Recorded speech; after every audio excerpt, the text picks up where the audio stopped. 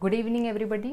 Today I am going to start ecology, जिसमें हम लोग पहला चैप्टर पढ़ेंगे ऑर्गेनिजम्स एंड पॉपुलेशंस, और थोड़ा फास्ट पढ़ेंगे और सारी चीज़ें कवर करेंगे क्योंकि आपका नीट एग्जामिनेशन काफ़ी पास में है। तो आप चीज़ों को थोड़ा सा जल्दी जल्दी पढ़ने की कोशिश करते हैं और अगर मैं पूरी कोशिश करूँगी कि ऑलमोस्ट सारे चैप्टर्स कवर करा दूँ, ठीक है। बीच में मेरी तबीयत थोड़ी ठीक नहीं थी, तो जिसकी वजह से मुझे वीडियोस बंद करना पड़ा था। अभी मैं कोशिश कर रही हूँ कि मैं हर एक चैप्टर का एक एक वीडियो अपलोड करूँगी, जिससे आप लोग इसे फास्ट रिवीजन कर सकें, ठीक है। तो हम लोग इस चैप्टर में ऑर्गेनिजम्स एंड पॉपुलेशंस को देखते हैं, इकोलॉजी। तो सबसे पहले आप समझिएगा कि जो इकोलॉजी का मतलब क्या है, ठीक है। इकोलॉजी ग्रीक वर्ड से लिया गया है। ग्रीक वर्ड के इकोस और लॉगस। इकोस का मतलब होता है होम और लॉगस का मतलब होता है स्टडी, ठीक है। तो इकोलॉजी, देखिए हम लोग इकोलॉजी, इकोसिस्टम सब में डिफरेंस देखेंगे, लेकिन जो स्टार्टिंग में हमें पहले ये पता होना चाहिए कि जो हमारा बायोलॉजिकल ऑर्गेनाइजेशन है वो कितने कंपोनेंट से मिलके बना हुआ है। तो पहले हम ये जानते हैं इकोलॉजी जो टर्म है वो किसने दिया था और फिर इसे सबसे पहले किसने यूज़ किया था, क्योंकि थोड़ा सा कन्फ्यूज़न होता है दो साइंटिस्ट के नेम में। तो आप यहाँ समझिएगा, टर्म इकोलॉजी जो दिया था वो दिया था आपके हेकेल ने, ठीक है ना, गिवन बाय हेकेल। हेकेल ने टर्म दिया था, बट एक्चुअली जो क्वाइंड किया गया था सबसे पहले, क्वाइंड या यूज्ड बाय रिचर, ठीक है। Term given by Haeckel. तो ये दो साइंटिस्ट के नाम है जिसमें बच्चों को बड़ा कन्फ्यूज़न होता है। तो आप ये समझिएगा कि जो टर्म है वो सबसे पहले दिया गया था हेकेल के द्वारा, लेकिन इसको यूज़ किया था सबसे पहले, क्वाइंड किया था रिटर ने, ठीक है ना। तो हम यहाँ पे चीज़ों को समझने की कोशिश करते हैं कि हमारा जो बायोलॉजिकल ऑर्गेनाइजेशन है वो कितने कंपोनेंट से मिलके बना है। तो आप एनसीईआरटी भी पास में रखेंगे, मैं हर एक इम्पॉर्टेंट पॉइंट कवर करूँगी, ओके। तो जो बायोलॉजिकल ऑर्गेनाइजेशन है उसको समझने की कोशिश करिएगा। बायोलॉजिकल ऑर्गेनाइजेशन कितने कंपोनेंट से मिलके बना है। तो देखिए, सबसे पहले सबसे छोटा कंपोनेंट होता है मॉलिक्यूल्स। जैसे हमने बायोमॉलिक्यूल पढ़ा दिया आप लोग को, मॉलिक्यूल्स मिलके बनाते हैं आपका सेल, सेल मिलके बनाता है आपका टिश्यूज़, टिश्यूज़ मिलके बनाते हैं टिश्यू सिस्टम, ठीक है ना, या टिश्यूज़ मिलके बनाते हैं आपके ऑर्गन्स, ऑर्गन्स मिलके बनाते हैं आपके ऑर्गन सिस्टम, ठीक है। ऑर्गन सिस्टम मिलके आपका बनाता है, दैट इज़ द, हम यहाँ पे बात करेंगे आपका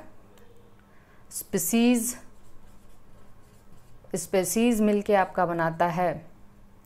स्पेसीज का जो ग्रुप होता है उसको हम लोग क्या कहते हैं, दैट इज कम्युनिटीज़।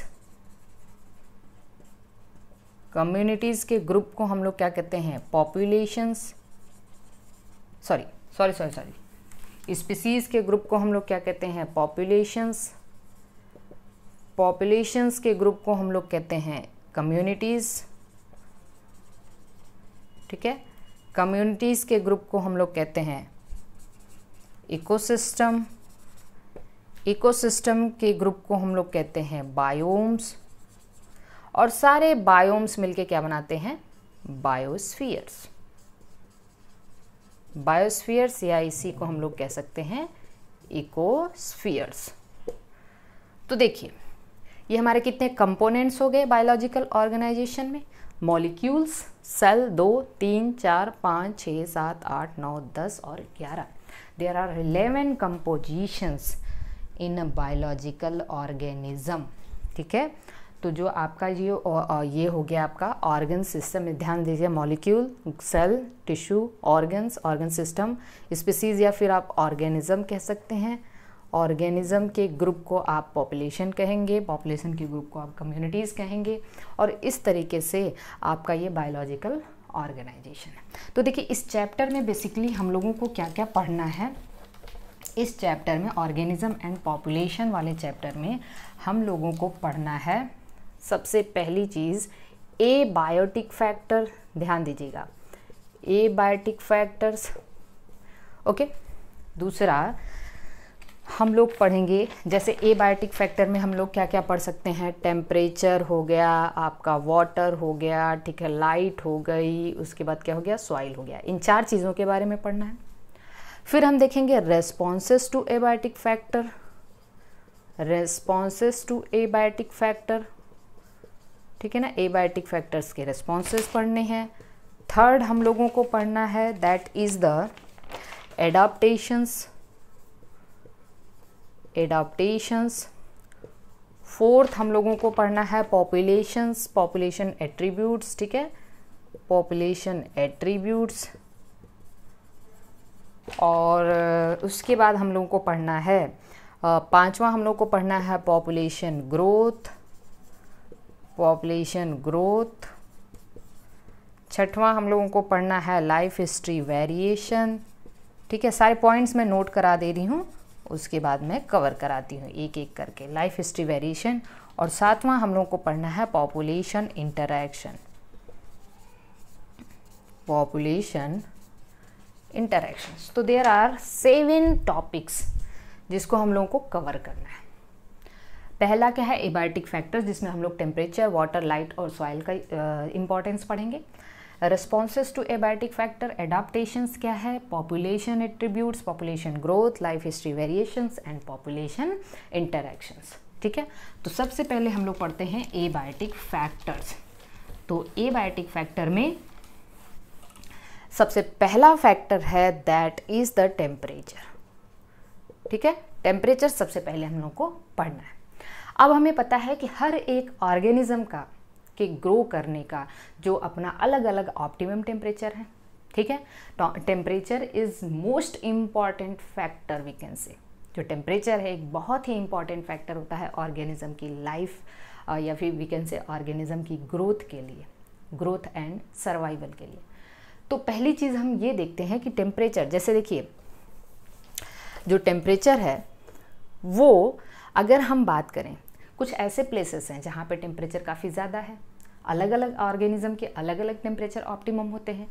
जैसे अगर हम ग्लोब की बात करें तो जो हमारा एक ग्लोब है उसमें ये क्या हो गया, ये सब कुछ एनसीईआरटी के पॉइंट हैं। ये हो गया हमारा इक्वेटर, ये हो गया हमारा पोल्स, और ये भी हमारा पोल्स, ठीक है ना, south poles and north poles. तो आप ध्यान दीजिए कि जो इक्वेटर है, इक्वेटर पे टेम्परेचर सबसे ज़्यादा होता है, ठीक है। इक्वेटर के पास में जो एरिया है वहाँ पे टेम्परेचर सबसे ज़्यादा होता है। जब आप इक्वेटर से पोल्स की तरफ जाते हैं तो टेम्परेचर घटता है, जब आप इक्वेटर से पोल्स की तरफ जाते हैं तो टेम्परेचर घटता है। और एक और चीज़ आप समझना कि temperature is very important factor जो कि आपके बायोडाइवर्सिटी को मेंटेन करता है। जहाँ पे टेम्परेचर, जैसे जैसे एक बात ध्यान रखिएगा कि टेम्परेचर ज़्यादा है यहाँ पे इक्वेटर पे, और इक्वेटर पे बायोडाइवर्सिटी क्या होती है आपकी, बहुत ज़्यादा होती है। तो इक्वेटर पे बायोडाइवर्सिटी बहुत ज़्यादा होती है, और जैसे जैसे आप इक्वेटर से पोल की तरफ जाते हैं, इक्वेटर से जैसे जैसे आप पोल्स की तरफ जाते हैं बायोडाइवर्सिटी घटती है। तो जैसे जैसे आप इक्वेटर से पोल्स की तरफ जाते हैं बायोडाइवर्सिटी क्या होने लगती है, घटने लगती है।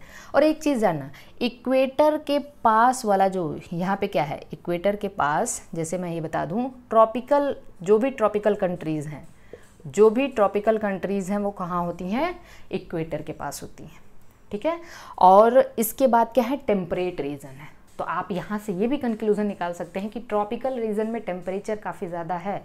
जब आप ट्रॉपिकल से टेम्परेट की तरफ जाते हैं, ट्रॉपिकल से टेम्परेट की तरफ जाते हैं तो टेम्परेचर घटता है और बायोडाइवर्सिटी भी घटती है। सारी चीज़ें आपके एनसीईआरटी की लाइन है, आप इसको समझना। तो पहला कंक्लूजन हमने क्या निकाला, इक्वेटर पे टेम्परेचर काफ़ी ज़्यादा है, और जब आप इक्वेटर से पोल्स की मतलब पोलर एरिया काफ़ी ठंडे एरिया होते हैं, है ना। और जब आप यहाँ इस पोल पे पहुँच जाएंगे ये काफ़ी ठंडा एरिया होता है, जैसे पोलर बियर हो गया, ये सब चीज़ें काफ़ी ठंडे प्रदेशों में पाए जाते हैं, ओके तो जब आप इक्वेटर से पोल्स की तरफ जाते हैं टेम्परेचर घटता है, बायोडाइवर्सिटी घटती है, ठीक है। मतलब जब आप ट्रॉपिकल रीजन से टेम्परेट की तरफ जाते, इक्वेटर से पोल की तरफ जाते हैं तो बायोडाइवर्सिटी घट रही है, ट्रॉपिकल से टेम्परेट की तरफ जाते हैं तो भी बायोडाइवर्सिटी घट रही है और टेम्परेचर घट रहा है। इसी तरीके से अगर हम माउंटेन्स की बात करें तो ये हमारा माउंटेन है, माउंटेन के बेस, ये बेस हो गया और ये हमारा टॉप हो गया। जब आप बेस से टॉप की तरफ जाते हैं, ठीक है, तो भी यहाँ पे टेम्परेचर क्या हो रहा होता है, घट रहा होता है और बायोडाइवर्सिटी घट रही होती है। मतलब माउंटेन्स पे जो टेम्परेचर, बेस पे टेम्परेचर है वो काफ़ी ज़्यादा होता है, बायोडाइवर्सिटी ज़्यादा होती है, ठीक है। तो temperature is very very important factor, ये बात आपको अच्छे से समझ में आना चाहिए। कुछ ऐसे एनिमल्स होते हैं जो ब्रॉड, जो हम कह सकते हैं कि ब्रॉड रेंज ऑफ टेम्परेचर को टॉलरेट कर सकते हैं, जिसको हम क्या कहते हैं, यूराइथर्मल, यूराइथर्मल। और कुछ होते हैं जो नैरो रेंज ऑफ टेम्परेचर को टॉलरेट करते हैं, उसको हम कहते हैं स्टीनोथर्मल। तो ये क्या है, broad range of temperature tolerate करते हैं, ब्रॉड रेंज टेम्परेचर। और ये किसको टॉलरेट करते हैं, ये नैरो रेंज टेम्परेचर, ठीक है, रिस्ट्रिक्टेड, ठीक है। तो ये है यूराइथर्मल और स्टीनोथर्मल। अब आपके एनसीईआरटी में कुछ एग्जाम्पल दिया है कि जैसे कनाडा और जर्मनी ऐसे प्रदेश हैं जहाँ पे मैंगो ट्री ग्रो नहीं कर पाता। कनाडा और जर्मनी में मैंगो ट्री ग्रो नहीं कर पाता क्योंकि कनाडा और जो जर्मनी है, ठीक है, वहाँ पे टेम्परेचर काफ़ी कम होता है और मैंगो ट्री के ऑप्टिमम ग्रोथ के लिए जो टेम्परेचर चाहिए वो मिनिमम 30 डिग्री सेंटीग्रेड चाहिए, टेम्परेचर काफ़ी ज़्यादा चाहिए उसको, ठीक है। तो इसलिए वहाँ पे मैंगो ट्री ग्रो नहीं कर पाता। कुछ और रीजन्स दिए हुए हैं आपके एनसीईआरटी में, जो स्नो लेपर्ड है not found in Kerala forest. जो स्नो लेपर्ड है वो केरला फॉरेस्ट में नहीं पाया जाता क्योंकि उनको उनके ऑप्टिमम ग्रोथ एंड सर्वाइवल के लिए काफ़ी कम टेम्परेचर चाहिए, जबकि केरला फॉरेस्ट में टेम्परेचर काफ़ी ज़्यादा है। अगला एग्जाम्पल दिया है tuna fish. Tuna fish rarely found in tropical oceans, ठीक है, ट्यूना फिश का, tuna fish rarely found in tropical oceans. क्योंकि देखिए ट्रॉपिकल ओशियंस जो हैं, अब इनकी सेम वही चीज़ है कि यहाँ का टेम्परेचर उनको सूट नहीं करता। तो 3 एग्जाम्पल टेम्परेचर के बेसिस पे आपको दिया है कि जो मैंगो ट्री हैं वो कनाडा और जर्मनी में ग्रो नहीं कर पाते, ठीक है, वो नहीं ग्रो कर पाते। जो स्नो लेपर्ड है वो केरला फॉरेस्ट में नहीं। ये सब आपके एनसीईआरटी के लाइन, आपके एग्ज़ाम के लाइन, एग्जामिनेशन के लाइन बन सकते हैं, ठीक है ना। तो ये चीज़ें आपको समझना है। तो ये सब क्योंकि यहाँ पे ऑप्टिमम टेम्परेचर इनको नहीं मिल पाता। तो this is one of the most important factor that is the temperature.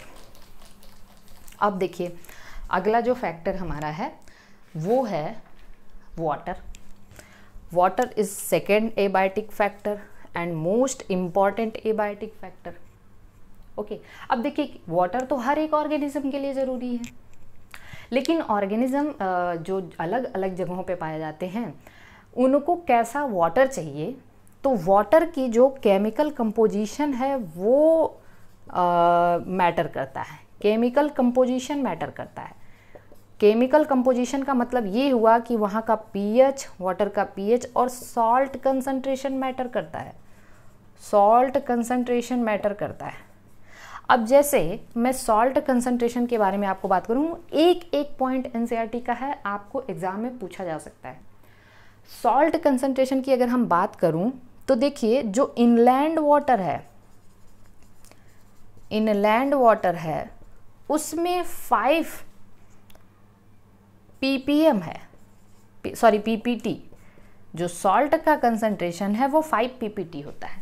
एकदम अटेंटिव रहना है। सॉल्ट कंसंट्रेशन की अगर हम बात करें तो जो हमारा इनलैंड वाटर है वो 5 ppt है। 5 ppt का मतलब, जैसे ppt का मतलब है पार्ट्स पर 1000, पार्ट्स पर 1000 मतलब 1000 वाटर मॉलिक्यूल होंगे तो वहाँ पे 5 मॉलिक्यूल सॉल्ट का होगा, ठीक है, इनलैंड वाटर। तो इनलैंड वाटर में जो एनिमल्स हैं वो इस सॉल्ट कंसंट्रेशन पे सरवाइव कर पाते हैं। तो पहला डेटा आपको ये याद रखना है। मतलब हम 5 कितने 100 वाटर मॉलिक्यूल के होंगे तो 5 होगा वहाँ पे सॉल्ट कन। इसी तरीके से 30 to 35 ppt इन सी, जो सी एनिमल्स हैं, जो सी के एनिमल्स हैं या सी के जो ऑर्गेनिज्म हैं, वो कितने सॉल्ट कंसंट्रेशन पे सर्वाइव कर सकते हैं? 30 to 35, मतलब 100,000 मॉलिक्यूल ऑफ वाटर होगा और 30 to 35 मॉलिक्यूल्स किसके होंगे? That is of salt. और मोर देन 100 ppt इन हाइपरसैलाइन लगून, हाइपरसैलाइन लगून्स। लगून्स क्या होते हैं? अब मैं आपको ये बता दूं, जो लगून्स होते हैं, अब याद रखना वाटर का केमिकल कंपोजिशन इंपॉर्टेंट है एनिमल्स के सर्वाइवल एंड ग्रोथ के लिए। 5 ppt आपका है इनलैंड वाटर में, 30 to 35 ppt आपका सी में। और हाइपरसैलाइन लगून्स, लगून्स क्या होते हैं? जो ओशियन होता है, जैसे मान लीजिए ये रिवर है और ये ओशियन है, तो इनके बीच का जो जोन होता है उसको हम लोग लगून्स कहते हैं, जो काफ़ी हाइपरसैलाइन होता है। वहाँ पे जो एनिमल्स पाए जाते हैं वो इस सॉल्ट को टॉलरेट कर पाते हैं। ठीक है, तो ये बहुत ही इम्पॉर्टेंट फैक्टर है, इसको आपको अच्छे से समझना है। और ऐसे एनिमल मेरी बात ध्यान से सुनना है, जो काफ़ी ज़्यादा सैलिनिटी टॉलरेट कर पाते हैं, उनको हम फिर से यूराई हेलाइन कहते हैं। क्या कहते हैं? यूराई हेलाइन। और जो restricted narrow range of salinity को टॉलरेट कर पाते हैं, उनको हम कहते हैं स्टीनोहेलाइन। यूराई हेलाइन का मतलब they can tolerate broad range of salt concentration, और हम यहाँ पे स्टीनोहेलाइन का मतलब क्या है? जो कि narrow range of salt concentration को टॉलरेट कर पाते हैं। ठीक है, तो यूराई का मतलब होता है ब्रॉड और स्टीनो का मतलब होता है नैरो। तो this is about the water. Water के बाद हम लोग पढ़ते हैं जो अगला हमारा फैक्टर है, that is the light. Light is also very very important factor. सब एबायोटिक फैक्टर है। केवल deep sea hot hydrothermal went, ये मैंने डिस्कस किया है। ठीक है, deep sea hot hydrothermal went के ऑर्गेनिज्म जहाँ पे होते हैं, जो डीप सी हॉट, मतलब हमने आपको बताया था कि एक ऐसा इकोसिस्टम भी होता है जो लाइट पे डिपेंड नहीं करता, वरना बाकी सारे के सारे इकोसिस्टम डायरेक्टली इनडायरेक्टली लाइट पे डिपेंड करते हैं। Deep sea hot hydrothermal went कहाँ होता है? ओशियन, जो समुद्र होते हैं उसके एकदम फ्लोर पे पाया जाता है। ठीक है ना, ये हम लोग पढ़ेंगे भी इकोलॉजी में। केवल यही लाइट पे डिपेंड नहीं होता, और ये लाइट एनर्जी पे अगर डिपेंड नहीं है तो ये किस एनर्जी पे डिपेंड करता है? ये बायोजियो केमिकल एनर्जी पे डिपेंड करता है, बायोजियो केमिकल एनर्जी पे डिपेंड होता है। तो light is very very important for all type of ecosystem except hot hydrothermal vent. और हम कह सकते हैं कि जो लाइट है that is directly link with the temperature. जो लाइट है वो टेम्परेचर पे लिंक करता है, और दोनों का जो सोर्स है वो क्या है? सन। दोनों का सोर्स क्या है? सन। तो केवल यही एक ऐसा इकोसिस्टम है जो सोलर एनर्जी पे डिपेंड नहीं करता। ठीक है, तो light is also very important, क्योंकि जितने भी प्लांट्स हैं उनको फोटोसिंथेसिस के लिए लाइट चाहिए ही चाहिए। कुछ ऐसे ऑर्गेनिज्म होते हैं, बात को एकदम अच्छे से समझना है, जो कि सारी चीज़ें आपके, मैं एनसीईआरटी की ही लाइन कवर कर रही हूँ। कुछ ऐसे और आपके पास आपकी पेन कॉपी होनी चाहिए जो हमेशा चलते रहना चाहिए। ठीक है, इससे आपका प्रैक्टिस होगा और सारा पॉइंट क्लियर हो जाएगा। हर एक पॉइंट जो आपके एग्जामिनेशन में आ सकता है मैं उसको कवर कर रही हूँ। कुछ ऐसे ऑर्गेनिज्म हैं जो काफ़ी डीपली पाए जाते हैं, ओशियंस वगैरह में काफ़ी डीपली पाए जाते हैं, तो वहाँ पे जो विजिबल लाइट है वो तो पेनिट्रेट नहीं कर पाती, क्योंकि भाई देखिए हमारे पास 3 टाइप की लाइट है। एक होती है जो हमारे 400 to 700 नैनोमीटर की लाइट है, इसको हम लोग क्या कहते हैं? Visible spectrum. क्या कहते हैं? Visible spectrum. विजिबल, जिसमें विबग्योर कहते हैं ना, विबग्योर आ जाता है आपका। विबग्योर का मतलब ये वायलेट इंडिगो, तो वायलेट इंडिगो इस तरीके से आप आ जाते हो। 400 नैनोमीटर से ज़्यादा की अगर लाइट है, 700 नैनोमीटर से ज़्यादा है तो उसको हम फार रेड कहते हैं। क्या कहते हैं? Far red. रेड से आगे 700 नैनोमीटर की जो लाइट होती है वो रेड रीजन में आती है, तो रेड से आगे फार रेड हो गया। और वायलेट 400 से शुरू हुआ, वायलेट इससे कम की है, 400 नैनोमीटर से कम की है, तो इसको हम क्या कहते हैं? यूवी रेडिएशन, अल्ट्रा वायलेट, यही है ना। तो हमारी इतनी टाइप की लाइट हो गई जो हमारी विजिबल स्पेक्ट्रम है, जिसको हम पार रीजन कहते हैं। क्या कहते हैं? PAR, photosynthetically active radiation. Photosynthetically active radiation, ये हमारी जो इनकी जो पेनिट्रेशन डेप्थ है वो काफ़ी कम होती है। मतलब ये लाइट वाटर के अंदर पेनिट्रेट नहीं कर पाएगी। तो बताइए, कुछ ऐसे एनिमल्स होते हैं, जैसे आपके बुक में एक एग्जाम्पल दिया हुआ है कि एल्गी है, उसमें ग्रीन, ब्राउन और रेड, इन तीनों एल्गी में कौन काफ़ी नीचे पाया जाता है ओशियन में? तो answer is this, red algae.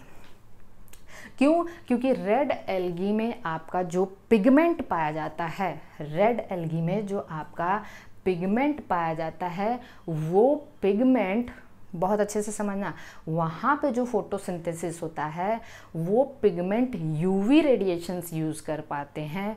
और यूवी रेडिएशन, क्योंकि वहाँ पे विजिबल स्पेक्ट्रम तो पहुँच नहीं पाएगा, क्योंकि विजिबल की पेनिट्रेशन डेप्थ जो है वो काफ़ी कम होती है, और यूवी रेडिएशन की पेनिट्रेशन डेप्थ काफ़ी ज़्यादा होती है। यूवी रेडिएशन की पेनिट्रेशन डेप्थ काफ़ी ज़्यादा होती है, वो काफ़ी नीचे तक जा सकते हैं। तो ये सबसे नीचे जो ओशियन में रेड एल्गी सबसे नीचे पाया जाता है, क्योंकि वो यूवी रेडिएशन यूज़ करते हैं फोटोसिंथेसिस के लिए।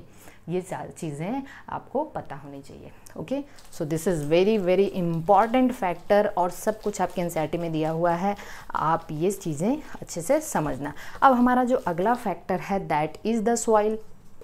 अब देखिए, soil is also very important factor for the organism.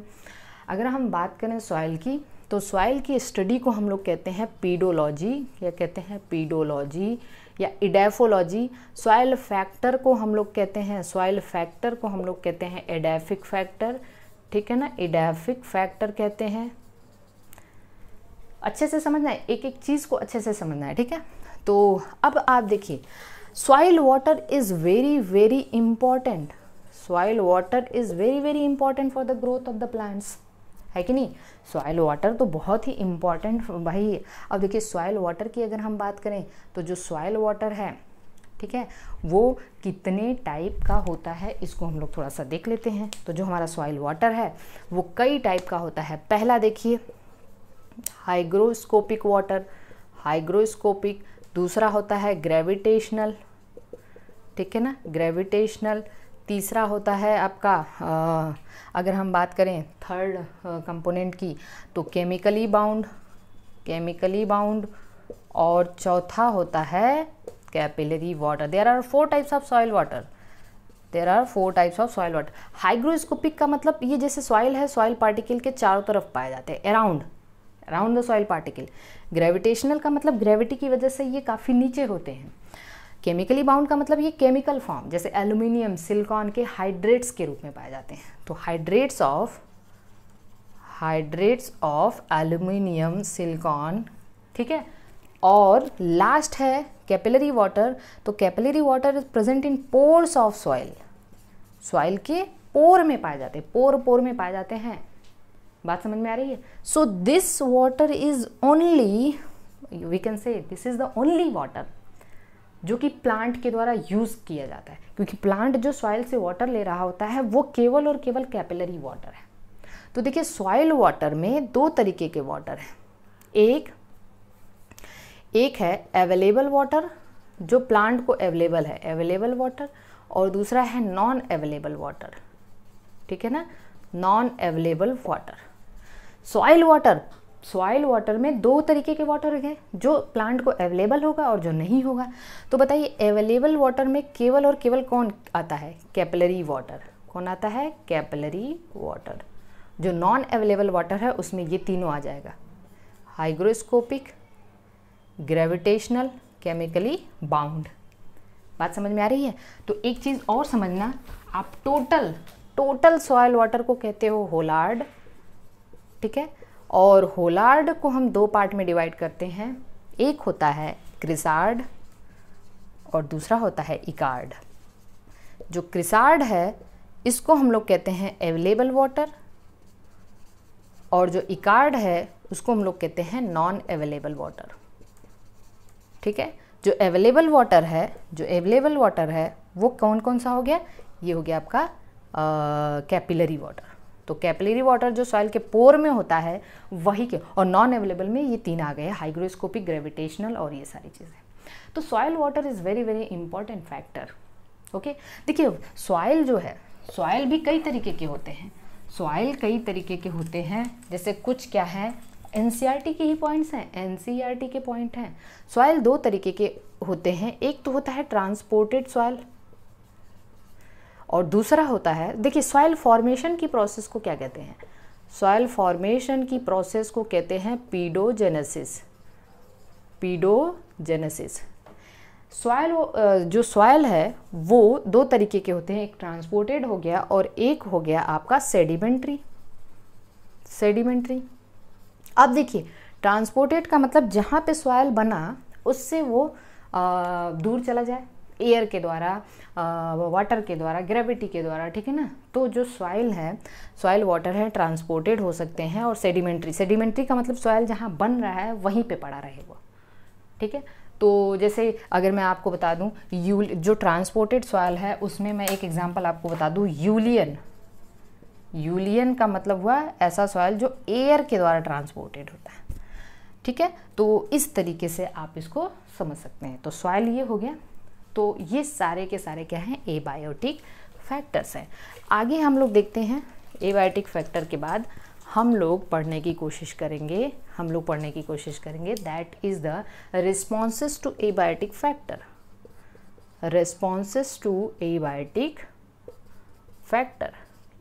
Factor. अब देखिए यहाँ पे आपको एक चार्ट दिया है, इस चार्ट को समझना। इस एक्स एक्सिस पे आपको दिया है एक्सटर्नल लेवल, ठीक है, और वाई एक्सिस पे दिया है आपको इंटरनल लेवल। अब आप देखिए ये जो चार्ट है उसमें ऐसा कुछ डायग्राम दिया है आपको, ऐसा डायग्राम दिया है। इस डायग्राम को समझना बहुत इम्पॉर्टेंट है। ओके, ये एक्सटर्नल लेवल, ये इंटरनल लेवल। ओके, ये वाला जो है वो क्या है? कन्फर्मर्स। ये वाला है आपका रेगुलेटर्स, और ये है पार्शियल रेगुलेटर। इसको आप अच्छे से समझिए। तो पहली चीज़ मैं आपको यहाँ पे बता दूँ, इस चार्ट को समझने से पहले हम एक टर्म को समझते हैं। टर्म है हमारा होम्योस्टैसिस। होम्योस्टैसिस का मतलब होता है ability to maintain its internal environment. ठीक है, अब देखिए होम्योस्टैसिस के अंतर्गत दो चीज़ आ गया। एक आ गया आपका ability to maintain its temperature, और दूसरा आ गया ability to maintain its osmotic concentration. ठीक है, तो एक टर्म इसके अंदर आ गया थर्मल मेंटेनेंस, और दूसरा क्या हो गया? Osmotic maintenance. ठीक है ना। होम्योस्टैसिस का मतलब है ability to maintain its internal environment.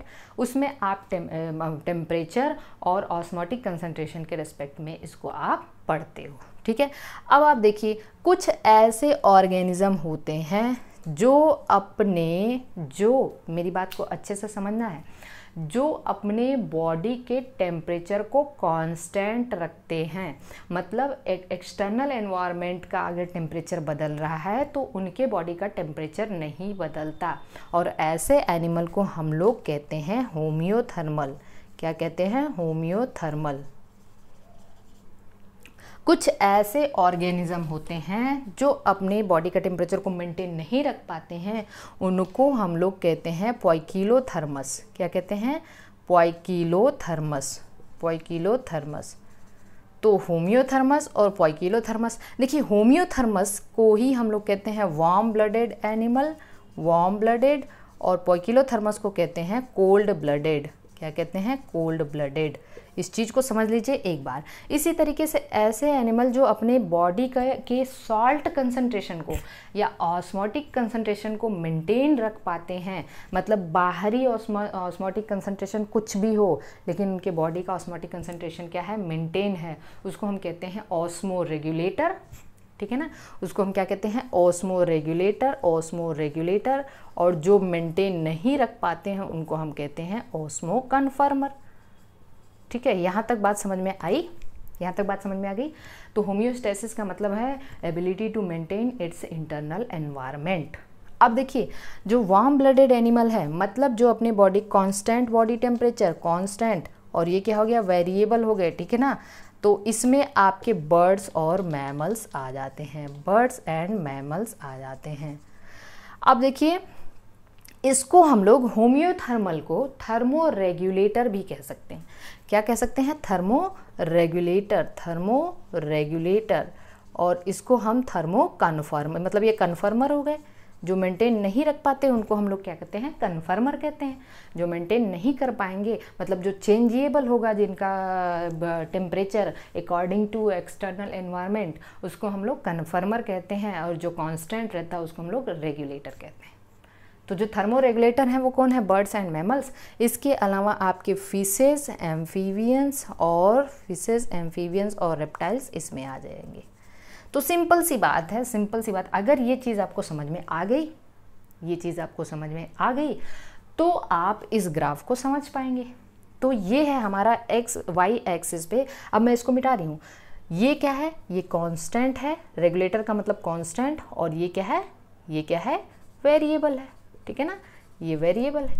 तो अब हम इसको मिटा रहे हैं और आप इस ग्राफ को अब शायद अच्छे से समझ पाएंगे। तो मुझे एक बात बताइए कि रेगुलेटर में कौन कौन आएंगे, कन्फर्मर में कौन कौन आएंगे? कन्फर्मर का मतलब जिनके बॉडी का जो इंटरनल एनवायरनमेंट है वो एक्सटर्नल एनवायरनमेंट के साथ साथ चेंज होता रहता है, उसमें आ जाएंगे कन्फर्मर। रेगुलेटर में देखिए, एक्सटर्नल एनवायरनमेंट चेंज हो रहा है तो इंटरनल एनवायरनमेंट पे कोई फ़र्क नहीं पड़ रहा है। इंटरनल एनवायरनमेंट है, एक्सटर्नल लेवल, ये इंटरनल लेवल है। तो रेगुलेटर में कौन आ जाएंगे? All birds, mammals. ठीक है ना, सारे के सारे बर्ड्स और मैमल्स आ जाएंगे। इसके अलावा कुछ लोअर वर्टिब्रेट्स और इनवर्टिब्रेट्स भी आएंगे। नोट कर लेना, ऑल बर्ड्स एंड मैमल्स। ठीक है, सम इनवर्टिब्रेट्स एंड वर्टिब्रेट्स। अब देखिए, जितनी कन्फर्मर में जितने भी फिशेस हैं, एम्फीबियंस है, ये वाले कन्फर्मर ये हो गए, fishes, amphibians, reptiles and all plants. इसमें सारे के सारे प्लांट्स भी आते हैं। ऑल प्लांट्स किस में आ जाएंगे? कन्फर्मर्स में आएंगे। तो fishes, amphibians, reptiles and all plants क्या आ जाएंगे? इसमें आ जाएंगे, कन्फर्मर्स में आ जाएंगे। ठीक है, क्योंकि सारे के सारे, अब देखिए, मैं अगर जो ह्यूमन है तो ह्यूमन तो हर जगह पाया जाता है। टेम्परेचर कहीं काफ़ी ज़्यादा है, कहीं काफ़ी कम है, कुछ भी है, लेकिन मनुष्य वहाँ पे रह सकता है। लेकिन सारे प्लांट, अभी मैंने आपको बताया प्लांट क्या है, प्लांट कन्फर्मर है, वो रेगुलेटर तो है नहीं। क्योंकि mango tree can't grow in Canada and Germany, क्योंकि वो भाई एक्सटर्नल एनवायरनमेंट के अकॉर्डिंग अपने इंटरनल एनवायरनमेंट को चेंज नहीं कर सकता। तो मैंगो ट्री क्या है? ट्री क्या है? वो किस में आ गए? कन्फर्मर में आ गए। तो all trees, fishes, amphibians and reptiles, ये सब आ जाएंगे कन्फर्मर में। तो ये चीज़, कुछ ऐसे एनिमल्स होते हैं कि जो अपने बॉडी के टेम्परेचर को, कुछ मतलब बॉडी के इंटरनल एनवायरनमेंट को एक्सटर्नल के साथ चेंज करते हैं, लेकिन कुछ दूर तक कर पाते हैं, कुछ लेवल तक कर पाते हैं, उसके बाद वो रेगुलेट हो। जो पार्शियल रेगुलेटर हैं वो हाफ कन्फर्मर होते हैं और हाफ रेगुलेटर होते हैं। कुछ दूर तक तो इन्होंने रेगुलेट किया अपने आप को, लेकिन उसके बाद क्या किया इसने अपने आप को, कुछ दूर तक इन्होंने कन्फर्मर रहे, कुछ उसके बाद क्या हो गया, ये रेगुलेटर हो गए। तो आई थिंक ये चीज़ें आपको समझ में आ गई होंगी। तो अब हम लोग देखते हैं, तो पहला चीज़ तो था कन्फर्मर और दूसरा क्या था? रेगुलेटर। बात समझ में आई? अब देखिए, कुछ ऐसे एनिमल हैं कुछ ऐसे एनिमल हैं जो क्या करते हैं कि अगर एक्सट्रीम कंडीशंस आते हैं, एक्सट्रीम कंडीशंस आते हैं, तो जैसे एक्सट्रीम कंडीशन आया, एक्सट्रीम कंडीशन के लिए अपने आप को वो क्या करते हैं, मॉडिफाई करते हैं। कैसे करते हैं? एक्सट्रीम कंडीशन से बचने के लिए दो ऑप्शंस होते हैं उनके पास। पहला ऑप्शन है कि वो भाग जाए, ठीक है, पहला ऑप्शन है कि वो भाग जाए, तो वो माइग्रेट कर जाते हैं। और दूसरा ऑप्शन है वो सस्पेंड कर जाए। अब हम इन दोनों चीज़ों को समझेंगे। माइग्रेट करने का मतलब वो कुछ दूर, ये माइग्रेशन जो है ना, माइग्रेशन वो टेम्परेरी होता है, टेम्परेरी व्यवस्था है ये। मतलब अगर एक्सट्रीम कंडीशन है तो वहाँ से वो कुछ दूर दिनों के लिए वहाँ दूसरी जगह पे चले जाएंगे, अपने जो भी कंफर्ट जोन में चले जाएंगे, और जैसे ही सिचुएशन फेवरेबल होती है वो वापस आ जाते हैं। जैसे एक एग्जांपल है, भरतपुर में एक नेशनल पार्क है कियोलाडो, ठीक है ना, Keoladeo national park, national park Bharatpur Rajasthan, ठीक है ना, ये क्वेश्चन एग्जाम में आ चुका है, भरतपुर राजस्थान। यहाँ पे जो ठंडी के दिनों में जो एक्सट्रीम क्योंकि यहाँ टेम्परेचर ज़्यादा रहता है, ठीक है, तो जो कोल्डर क्लाइमेटिक जो बर्ड्स हैं, माइग्रेटरी बर्ड्स हैं, वो साइबेरिया और नॉर्थर्न कंट्री से, साइबेरिया एंड नॉर्थर्न कंट्रीज से माइग्रेट करते हैं, ठीक है।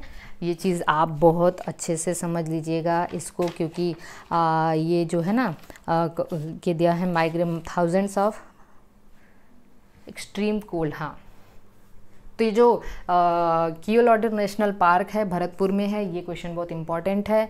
यहाँ पे कोल्डर जो माइग्रेटरी बर्ड्स हैं वो साइबेरिया और नॉर्थर्न कंट्रीज से आते हैं, ठीक है। तो लेकिन ये क्या होता है, टेम्परेरी होता है, जैसे उनका फेवरेबल कंडीशन होता है वो वापस चले जाते हैं।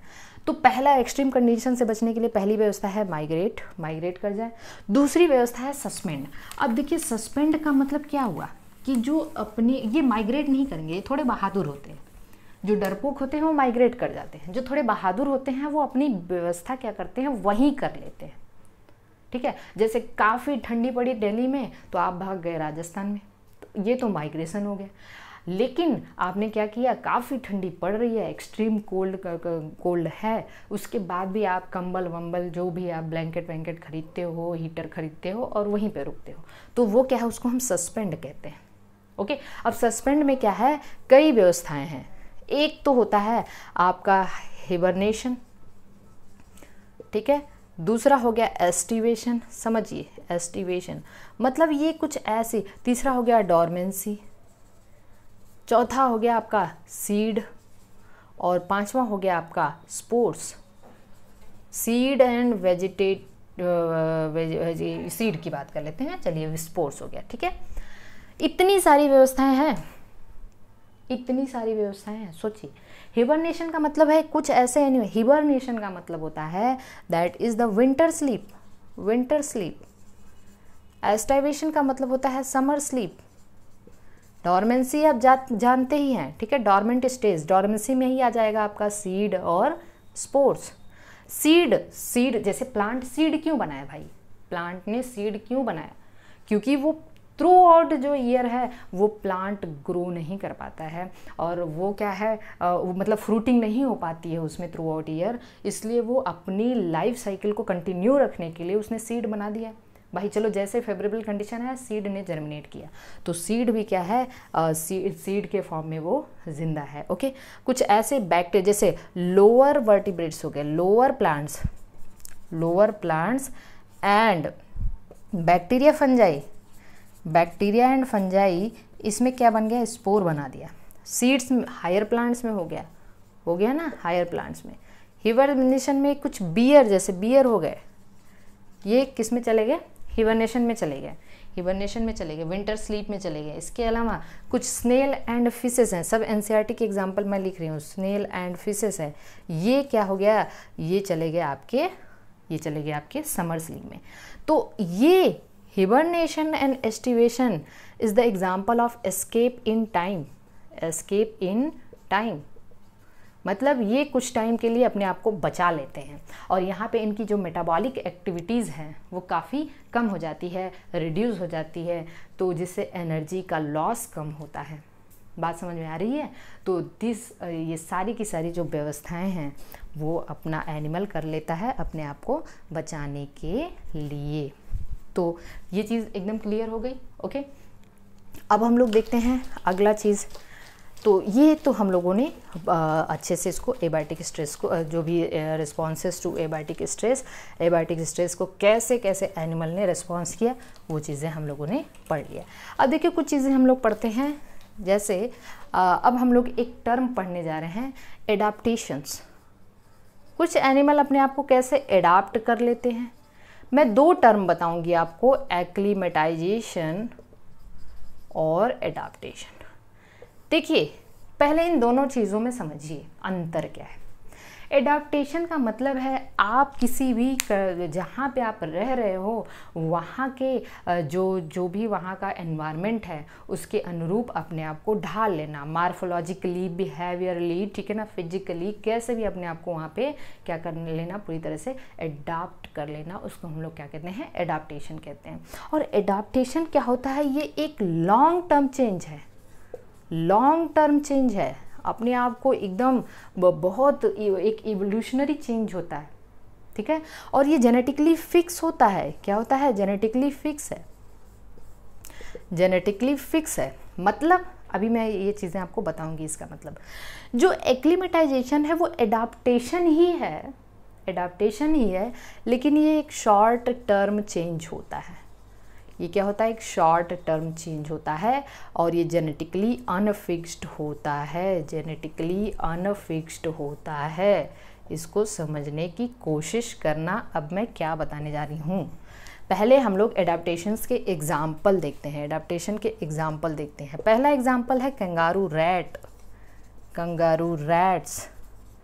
अब देखिए जो कंगारू रैट्स हैं, इस बात को एकदम अटेंटिव होके सुनना है।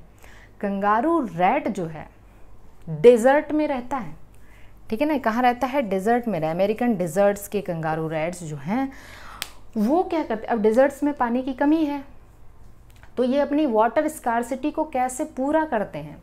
तो सबसे पहली चीज़ तो ये है कि इनके लूप ऑफ हेनले काफ़ी लॉन्ग होते हैं।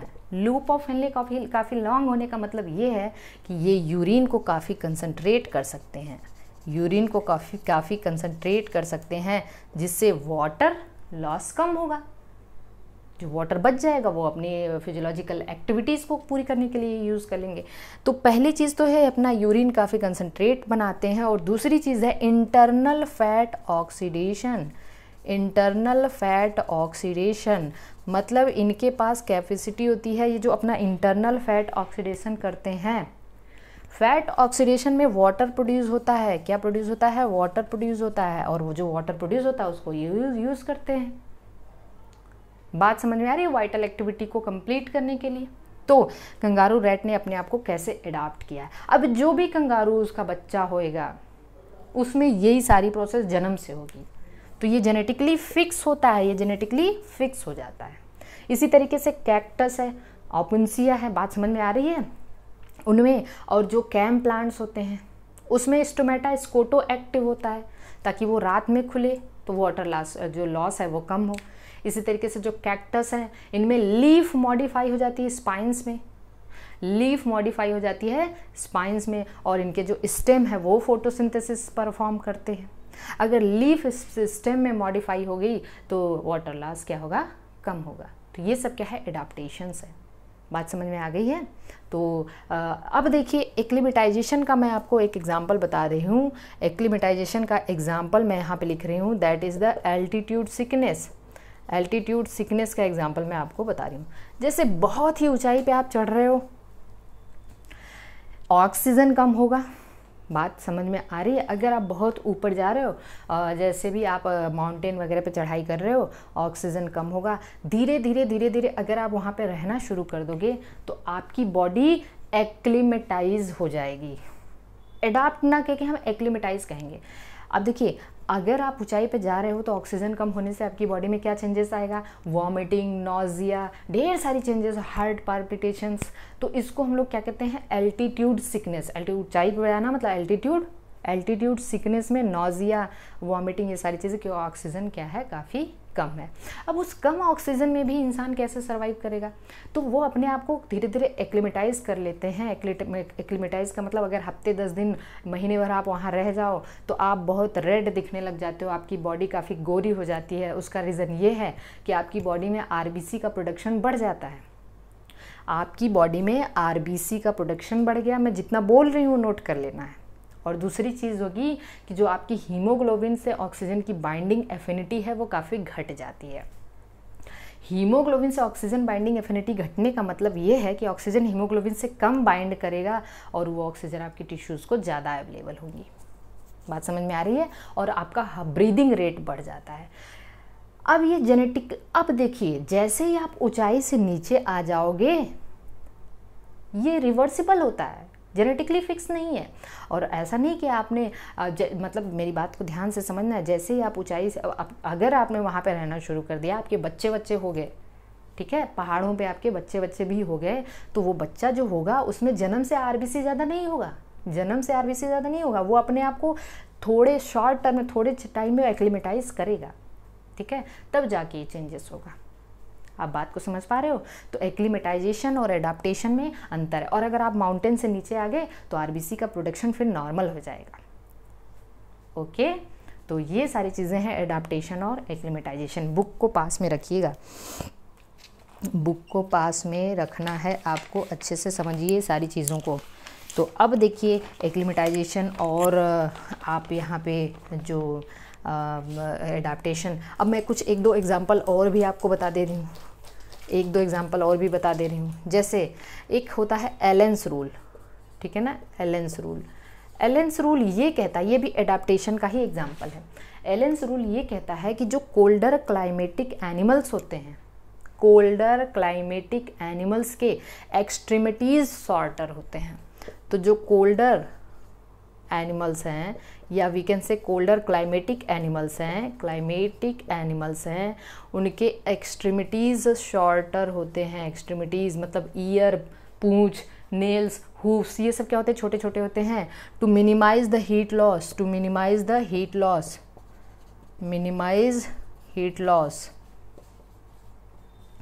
लॉस, ये है एलन रूल ये कहता है कि जो बड़े बड़े मतलब ठंडे ठंडे प्रदेशों में जो भी आपके एनिमल्स होते हैं उनकी एक्सट्रीमिटीज़ शॉर्ट होती हैं to minimize the heat loss. क्योंकि हीट लॉस का जो डायरेक्ट रिलेशन है वो सरफेस एरिया से होता है। सरफेस एरिया ज़्यादा, हीट लॉस ज़्यादा। सरफेस एरिया ज़्यादा है तो हीट लॉस ज़्यादा है। बात समझ में आ रही है? तो चलिए हम लोग इसको बाद में भी देखेंगे, जब हम लोग हमने इसको आपको पढ़ाया भी है जब हम सेल पढ़ रहे थे, सेल डिवीज़न पढ़ रहे थे, ठीक है।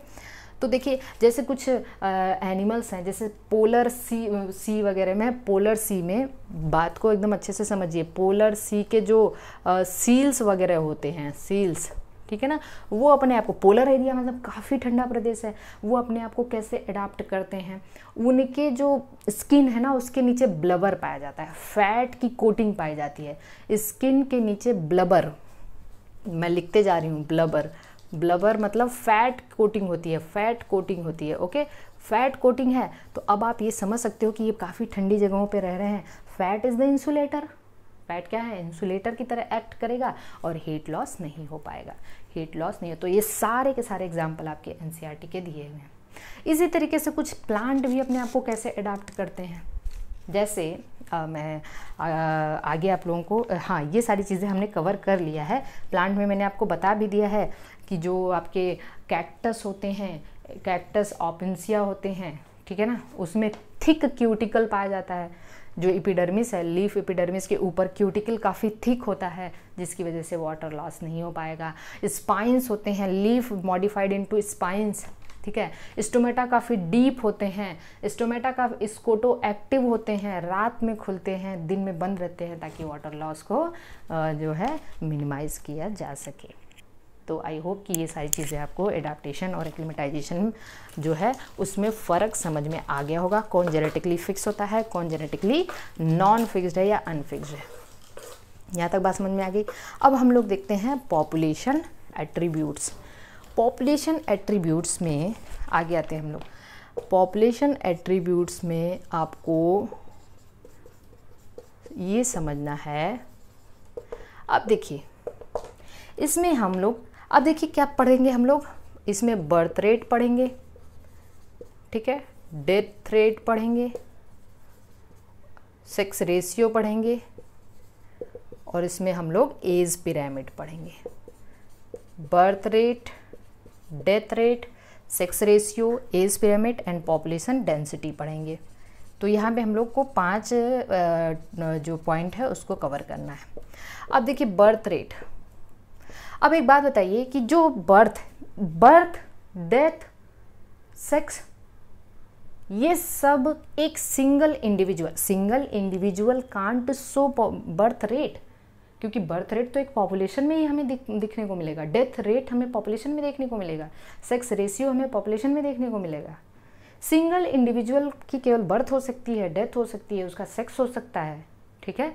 तो अब हम लोग एक एक करके देखेंगे। बर्थ रेट क्या है? Number of birth per capita पर यूनिट टाइम, एक पर्सन पे एक यूनिट टाइम में जो नंबर ऑफ बर्थ होगी उसको हम लोग क्या कहेंगे? Birth rate. इसी तरीके से number of death per capita समझ रहे हैं ना, per individual, per unit time. Sex ratio मतलब number of female, number of male, number of female. Age pyramid का मतलब ये है, एज पिरामिड को हम लोग अभी आगे देखेंगे। तो ये 3 चीज़ें हम लोग समझ लेते हैं, बर्थ रेट क्या है, डेथ रेट क्या है, सेक्स रेशियो क्या है। अब देखिए जैसे आपके बुक में एक एग्जाम्पल दिया हुआ है कि एक लैब में मान लीजिए कि एक पॉन्ड में पहले से 20 लोटस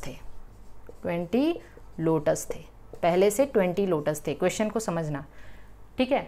8 लोटस और ऐड हो गए, नए पैदा हो गए, 8 लोटस नए पैदा हुए। अब बताइए इसका बर्थ रेट क्या है? पर ईयर की बात कर रहे हैं, एक ईयर में, पर ईयर इसका बर्थ रेट। अभी 28 हो गए, लेकिन 20 थे उसमें 8 ऐड हुए, तो इसका जो बर्थ रेट होगा वो 8/20 होगा, दैट इज़ 0.4 आ जाएगा। तो इस तरीके से आप कहेंगे कि 0.4 पर लोटस, क्या कहेंगे? पर लोटस पर ईयर। तो this is the birth rate, ठीक है। इसी तरीके से एक लेबोरेटरी में दिया हुआ है कि जो फ्रूट फ्लाई है, कि जो फ्रूट फ्लाई मतलब जो आपके ड्रोसोफिला हैं, 40 थे, उसमें से 4 की डेथ हो गई, तो डेथ रेट कितनी होगी? तो 4/40 पर वीक है, ये पर वीक है। तो जो डेथ रेट होगी वो 4/40 हो जाएगी। तो इस तरीके से 0.1 आपका आ जाएगा पर वीक, ठीक है। तो birth rate, death rate, per capita, पर यूनिट टाइम। तो इस तरीके से हम इसको काउंट कर सकते हैं। सेक्स रेशियो आपको पता ही होगा। अब हम लोग अगला देखते हैं एज पिरामिड के बारे में। अगला हम लोग पढ़ेंगे एज पिरामिड। देखिए एज पिरामिड को हम लोग बहुत अच्छे से समझेंगे। एज पिरामिड का मतलब ये है individuals of a given age, number of individual of a given age. अब देखिए सेक्स रेशियो में हम लोग मेल और फीमेल को अलग अलग देख रहे थे, लेकिन एज पिरामिड में हम एक एज ग्रुप के पर्सन्स को देखते हैं, उसमें मेल और फीमेल कलेक्टिवली आते हैं। तो जैसे एज पिरामिड में हम आपको यहाँ पे एक 3 डायग्राम बनाने जा रहे हैं, उसको आप समझना। ये 3 तरीके का होता है। एज पिरामिड 3 तरीके का होता है। पहला होता है ये आपका, that is the expanding type of population, expanding. दूसरा होता है स्टेबल, और तीसरा होता है declining. Expanding, stable and declining. Expanding को हम लोग और ये देखिए आपका ये पिरामिड शेप होता है। स्टेबल को हम लोग और बेल शेप्ड कहते हैं, और डिक्लाइनिंग को हम लोग अर्न शेप्ड कहते हैं। क्या कहते हैं? Earn shaped. अब देखिए एक्सपैंडिंग, ध्यान से समझना इस चीज़ को, ठीक है। एक्सपैंडिंग में क्या हुआ, ये हमारे पास देखिए एज ग्रुप हमारा 3 है, 3 एज ग्रुप होता है। एक्सपेंडिंग इस तरीके से होता है, इसमें ये है प्री रिप्रोडक्टिव, ये रिप्रोडक्टिव और ये पोस्ट रिप्रोडक्टिव। अब देखिए इस चीज़ को आप समझिए, इस चीज़ को समझिए। एक्सपेंडिंग पॉपुलेशन, पॉपुलेशन को हमने 3 पार्ट में डिवाइड कर दिया, pre reproductive, reproductive and post reproductive. Pre reproductive मतलब जो रिप्रोडक्शन से नीचे वाले हैं बच्चे, पोस्ट रिप्रोडक्टिव मतलब जो बूढ़े हैं, और रिप्रोडक्टिव एज वाले मतलब जो रिप्रोडक्शन कर सकते हैं, जो पॉपुलेशन बढ़ा सकते हैं, ठीक है। तो देखिए एक्सपेंडिंग पॉपुलेशन वो होती है जिसमें बच्चे काफ़ी ज़्यादा हैं और बूढ़े काफ़ी कम हैं। तो ये पॉपुलेशन एक्सपेंडिंग मतलब आगे चल के पॉपुलेशन बढ़ने वाली है भाई, क्योंकि बच्चे ही चल के आगे चल के रिप्रोड्यूस करेंगे। तो रिप्रोड्यूस करेंगे, अगर ये बच्चे ज़्यादा हैं तो रिप्रोड्यूस करेंगे तो और भी ज़्यादा बच्चे होंगे, ठीक है ना। तो ये पॉपुलेशन आगे चल के बढ़ने ही वाली है, घटने वाली नहीं है।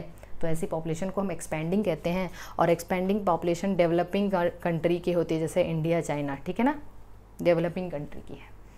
स्टेबल में ये होता है कि जो देखिए प्री रिप्रोडक्टिव, रिप्रोडक्टिव दोनों बराबर है और जो पोस्ट रिप्रोडक्टिव है वो कम है, ठीक है। बच्चे और रिप्रोडक्शन करने वाले बराबर हैं, तो ये आपको पता है कि ये पॉपुलेशन आगे चल के कांस्टेंट ही रहने वाली है, क्योंकि बच्चे ही जाके रिप्रोड्यूस करेंगे। तो ये पॉपुलेशन आगे चल के क्या होगी, कांस्टेंट रहने वाली है। और इसका जो शेप होता है वो कुछ ऐसे आता है, जिसको हम कहेंगे बेल शेप्ड, ऐसे बनता है बेल शेप्ड। डिक्लाइनिंग का मतलब ये है कि देखिए बच्चे काफ़ी कम हैं, रिप्रोडक्टिव एज वाले ज़्यादा हैं, बच्चे और बूढ़े दोनों कम हैं। तो ये ऐसे घड़े जैसा बनता है, ये शेप ऐसे आएगा। देखिए बच्चे कम, बूढ़े कम, रिप्रोडक्टिव वाले ज़्यादा। क्योंकि बच्चे कम हैं तो आगे चलने वाली पॉपुलेशन, क्योंकि आगे चल के वो रिप्रोडक्शन उन्हीं को करना है, तो आगे जाने वाली पॉपुलेशन घटने वाली है, ठीक है ना। आगे की पॉपुलेशन क्या होने वाली है, घटने वाली है। तो इसको हम क्या कहते हैं, डिक्लाइनिंग। जो स्टेबल है ये डेवलप्ड कंट्री की जैसे अमेरिका वगैरह हो गया, और डिक्लाइनिंग कुछ ऐसी कंट्री है जैसे नॉर्वे वगैरह की है, जहाँ पे पॉपुलेशन काफ़ी घटने वाली है, घट रही है। तो ये तो this is all about the age pyramid. अब आई होप कि आपको समझ में आ गया होगा। तो अब हम लोग इसके बाद देखते हैं पॉपुलेशन डेंसिटी।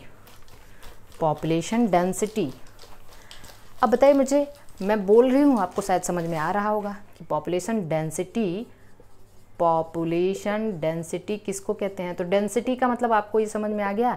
पॉपुलेशन डेंसिटी का मतलब number of individuals per unit area पर यूनिट टाइम, यही आया ना दिमाग में।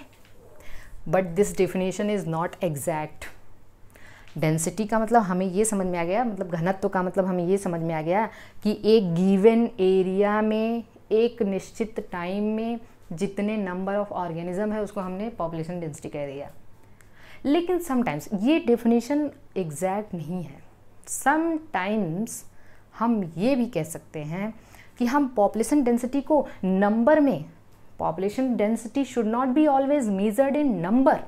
ये लाइन आपके एनसीईआरटी में दी हुई है, नंबर में ही हम इस डेंसिटी को मेज़र नहीं करते हैं। समटाइम्स हम इसके बायोमास के इम्पॉर्टेंस को भी देखते हैं।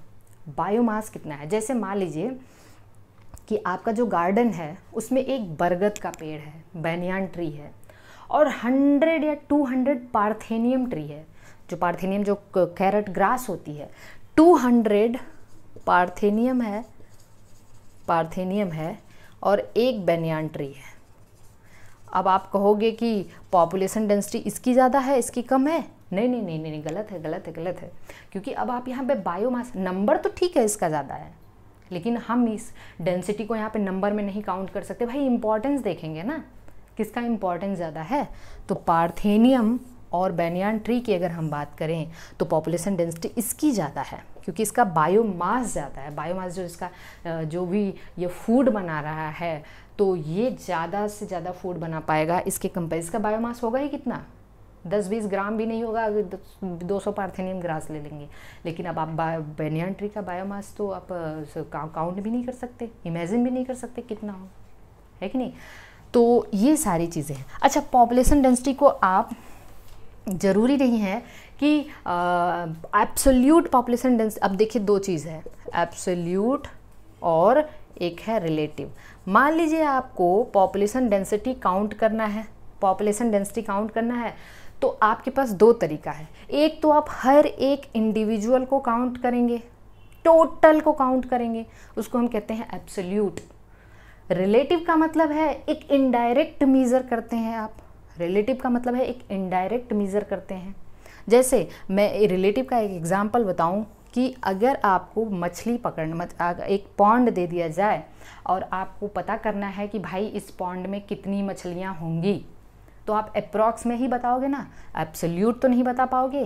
तो आप क्या करोगे, नंबर ऑफ फिश पर कॉट, नंबर ऑफ फिश पर ट्रैप। अब आपने क्या किया, इसको रिलेटिव डेंसिटीज की निकालेंगे। सब एनसीईआरटी का पॉइंट है। रिलेटिव डेंसिटी का मतलब आपने क्या किया, मान लीजिए फिश आपका 100 स्क्वायर फीट का है, 100 स्क्वायर फीट का है, सॉरी ये जो तालाब है आपका 100 स्क्वायर फीट का है, तो आपने एक एरिया डिसाइड कर लिया 10 स्क्वायर फीट में।